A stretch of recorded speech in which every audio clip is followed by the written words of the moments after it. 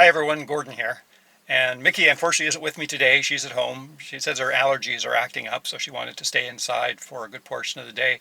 Personally, I'm not too sure if that's the truth, because I'm at the van here today to check for mice.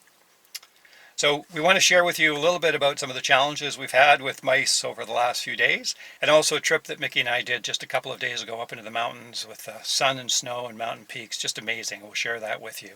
So hope you enjoy the video today.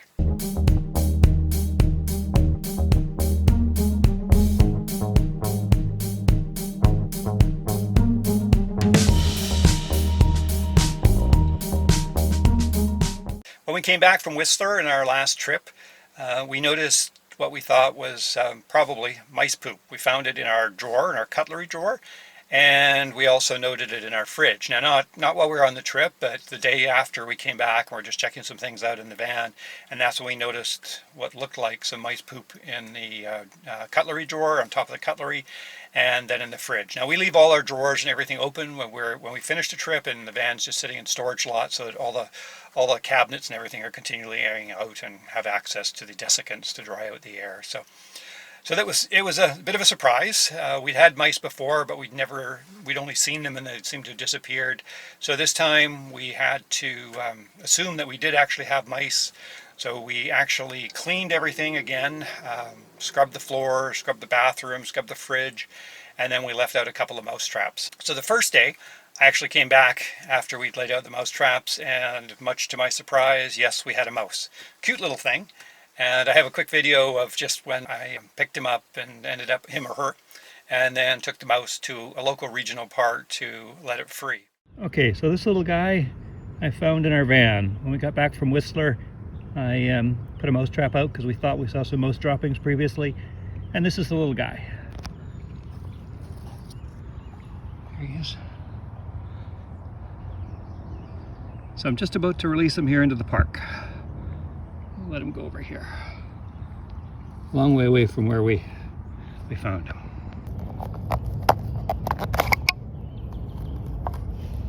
Here you go, little friend. How'd you go? Come on. It's okay. Here. It's peanut butter there. That's how we attracted him. Come on. Can't stay in there. You gotta go. It's a nice park. You'll enjoy it. Come on. Come on. Let's go. Ah, boy. There you go. Come on. There you go.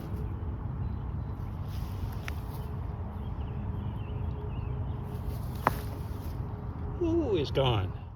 So that was day one. The next day I came back, checked the mouse trap again, not expecting anything. And there was another mouse. Again, another cute mouse, and so this mouse ended up being, I didn't bother filming. I just picked it up and carried it away in the trap and released it in a different regional park. So this is sort of day three. I was actually here yesterday, actually, so I guess it's day four. And there was no, when I came in yesterday, the mouse traps looked fine. But I'm going to try again today, and hopefully if there's no mice today, we're probably okay. I'll probably leave a mouse trap around for a while, but I just won't check it as regularly. So we'll see how that goes. Okay, so we have a couple of mouse traps set up in the van, both near the front. Hopefully we have no guests. First trap right here, and you can see, yeah, nothing. Second trap's just over here, and this is where we've caught a mouse twice, and you can see there's nothing. The peanut butter is still there. I'll have to refreshen that, but I'm glad to see that we don't have any more mice with us right now. Here's the cutlery drawer, and you can see it's nicely clean. No evidence of a mouse anywhere in here, and the same with the refrigerator. I think in both cases there may have just been sort of a remnants of smell of food in them, and it was enough to draw the attention of the mice when they did come to visit, even if temporarily. So this is how this particular catch and release mouse trap works. It's got a little door at the back, like you see here, an area where you can, actually you can see the peanut butter in there, hopefully. So this goes on the back. It's got a little lever here that once you set the door like this and lock it, And you put this back in here with the attractant, in this case the peanut butter for the mouse. The mouse will go in here, and if it walks to the back and steps here to sniff the, in this case, peanut butter, it just flips up. One more time. So the mouse is simply trapped in there until you come catch it and release it. Humane, and they actually kind of look cute in there. You'll see that from the video, I think. So hopefully that's our last challenge with mice in our van for a little while. You know, we're very careful when we bring our RV back. We park it, we clean it, we make sure we don't leave any food in it that might attract a rodent. But I don't know, they'll come in for a variety of reasons. Maybe they're just trying to get out of the rain or the heat or the cold. And hopefully they won't stay very long. In this case, we've had 2 guests, but they're now enjoying the hospitality of a couple of different regional parks on the Lower Mainland. So with that done, we hope you enjoyed the video that Mickey and I took of our trip up to Elfin Lakes. It was wonderful. Snow, sun, mountains, just gorgeous. Almost too much sun, actually. I think we both ended up with some sunburn. So a great day. Hope you enjoy it with us.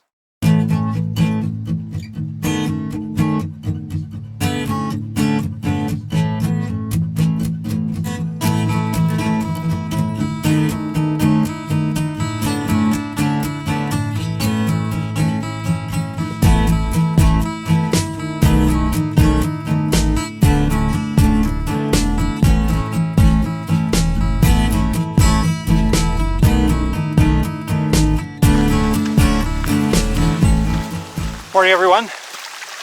We're off to an area which you've seen before in some of our videos called Elfin Lakes or Elfin Shelter.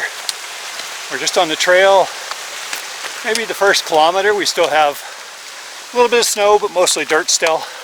I do expect we'll be in snow for a good portion of the day. We're not too sure how far we're actually going to go. We'll see. But it's a gorgeous blue sky day. Very warm. Very warm. It's already about 20 degrees here in the shade. So a very hot day at the beginning of June. And the bugs are starting to come out. But we're looking forward to the hike. It's not too far from where we live. It's very pleasant to be able to drive. I think it was 90 minutes from home to Trailhead. So, and that's getting our gear on and started. So looking forward to a nice day. Take you along with us. And we didn't take the van to get here. No. We were looking at the road. I think a bit too bumpy for us. Yeah, we'd be pushing it. Yeah, we'd be pushing it. If we had a small car, would be okay. Yeah, our van may do it. The other thing too is just some of the branches are kind of low. So I think we could probably make it if we wanted to. Next time. I doubt it.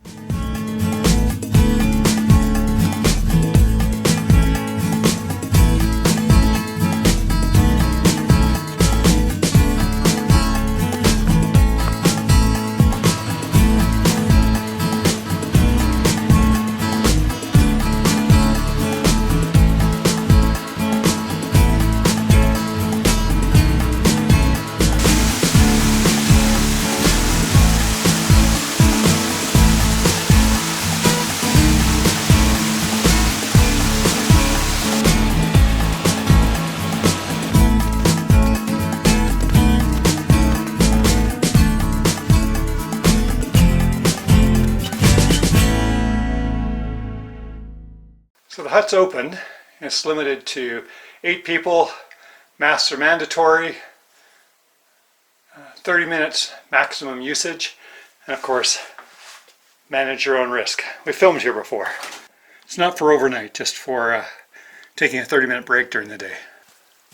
Okay, I think we take a little break and have something to drink and a little bit to eat. At the hole. At the hole. Hole in the snow. We elected to stay in the shade. It's a little too hot in the sun, actually.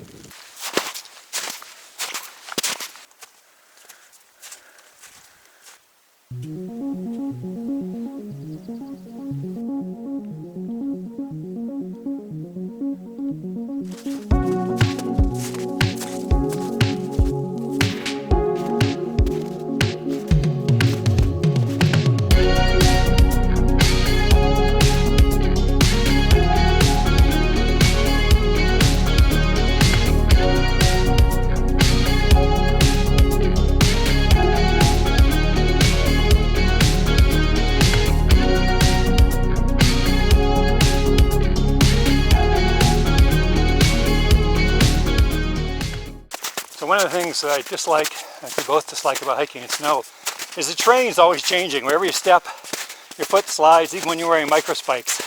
Up, down, a little sideways. It's fine, but it's a lot nicer to hike just on a dirt trail. Usually much smoother and easier and faster.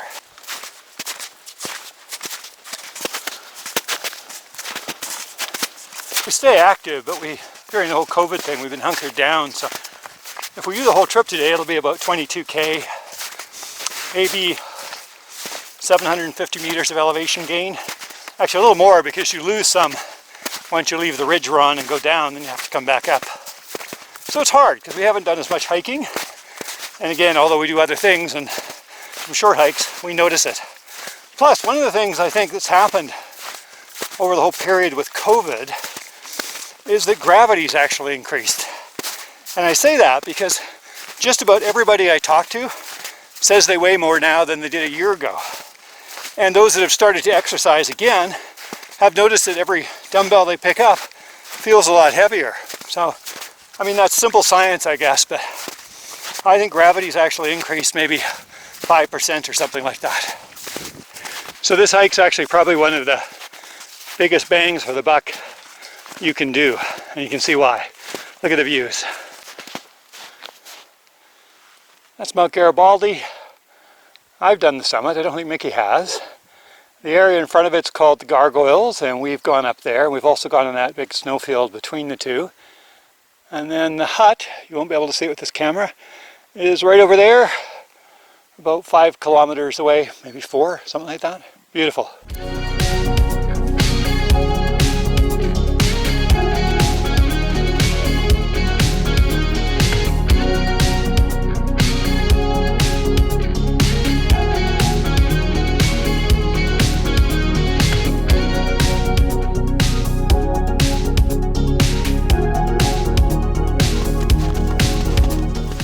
That's the ridge where we stopped to take a break, and you can see back here.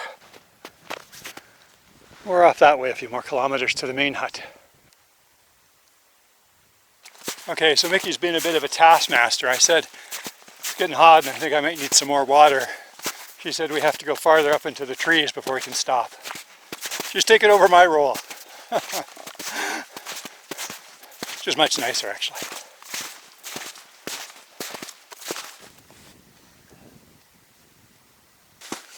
I think that's Mamquam right ahead of us, which is a pretty decent mountain climb. You can hike to a lake, which is down at the base. Hiking to the lake and back is a long day, about 44 kilometers. So I think if you're going to go, you might want to camp there. But if you camp down there, it will be very buggy, unless you want to try it in the off season. There's some other camping areas that we're about to come up to as we get closer to the hut. Just a quick tip if you're in the blazing sun and there's lots of snow. Snowball in your hat. I've got one already. A little smaller snowball in the hat, I think makes more sense. I got one back here. It's been sitting here for a few minutes. A nice idea, but a little less snow, I think, is probably better. Like this. I think she just wanted to put a snowball on my head, period. I actually need it because I'm actually overheating. I'm getting kind of uncomfortable. You can see the two lakes are just starting to melt. The first one, and then the second one, just behind the second one, is the ranger hut, and then the hut a little farther away is the main hut. If you want to camp, there's campsites to the right of that, but there's a main hut that normally you can stay in. I think it holds about 30 people. It's beautiful. Look at the view. Yes, Mickey's just yelling. We think it's closed due to COVID, but it's gorgeous here.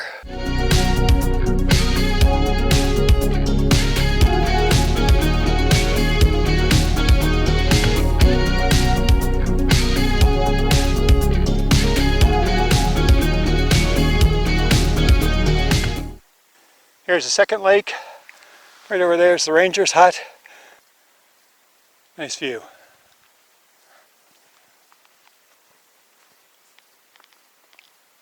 So this is the food cache.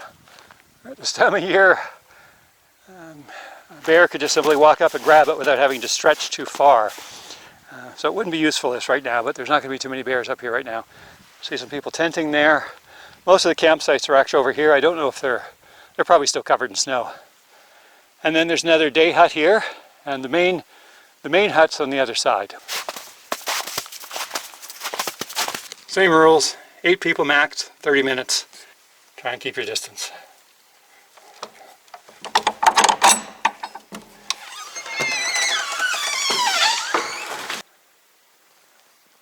Nice views. Grey water for summer. You're not supposed to sleep in these huts, just for having a snack or getting warm. Nice, well built. So this washroom is still buried in the snow. Most of the tent pads would actually be over here, but they're still all buried. Gorgeous views if you camp here though. This is the other washroom. It's quite luxurious by backcountry standards, and it does have LED lighting inside that's operated by solar cells on the other side of the roof. Nice. And this is the main hut. You can see it has some solar panels up top. A ladder, because you can imagine in the winter sometimes I think it's also an emergency exit, but sometimes it might have a hard time getting in because the snow can get easily, well, half the height of the hut, if not more. And it has, I think, propane heating inside and some lanterns, as it says right there, temporarily closed for COVID. But it's a very nice building if you don't feel like backpacking and sleeping in a tent. So we made it. It's about 11 kilometers. We're at the hut. There's a few other people, I think, here just for the day. There's a couple people also camped when we came in. Just gorgeous. Beautiful blue skies, but enough clouds to make it look just like The Simpsons. Anyway, yeah, it was a nice trip in. I actually overheated on the way in, despite the fact we're in snow. And we were joking when Mickey put some snow under my hat, but actually had to do that. I was starting to feel a little overheated and a little uncomfortable, so we put a bit of snow. The other option would be to put something down your back, or I could have taken my shirt, and I've got my sun shirt on now, and maybe dipped it in the water and then put it back on. But I did need to cool down, and then we spent probably about 5 or 10 minutes in the shade, and that's I feel good now. It's just a little too hot, which is funny to say when you're at, I don't know what our elevation is here, maybe about 6,000 feet or something, and we're covered in snow. There's still probably 2 or 3 meters of snow, but it's kind of like being at the beach in Thailand, but you don't have to worry about sand. Yeah. There is a hike that we've done that goes up this ridge behind us. Interesting rock formations called the gargoyles. Yeah, basically up that cull, and then up the middle of that valley, and then I think you cut over to the left and then up to the summit. But you do that probably when there's a little bit less snow. Yeah. But we're going to enjoy the rest of the bit of the afternoon and then head back.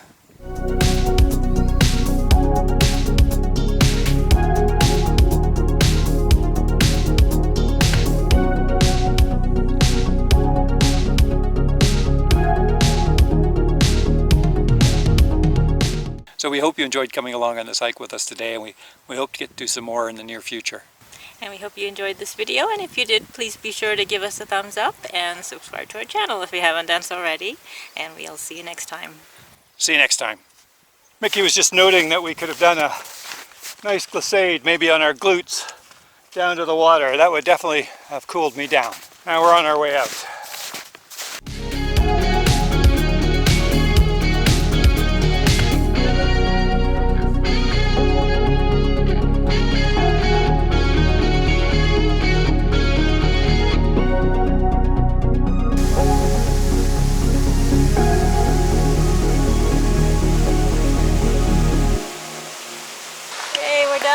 Yes, finally. Nice trip. Snow's beautiful, but it's very tiring to hike in.